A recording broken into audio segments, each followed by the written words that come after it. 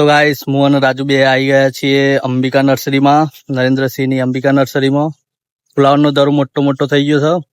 તમે જુઓ કે બધો એક સરખો અને સારી ક્વોલિટીનો ફુલાવરનો દરો થઈ ગયો છે. નજીકથી બતાવીએ. જુઓ આ છે ધામીની ફુલાવર, બધો જ એક સરખો દરો, હેલ્થી દરો. જેટલા વીઘાનો જોવો એટલા વીઘાનો દરો મળી જશે. નરેન્દ્રસિંહ વર્ષોથી દરોનો ઉછેર કરે છે, એટલે એમને ખબર છે કે બેસ્ટ ક્વોલિટીનો દરો કઈ રીતે ઉછેરવો.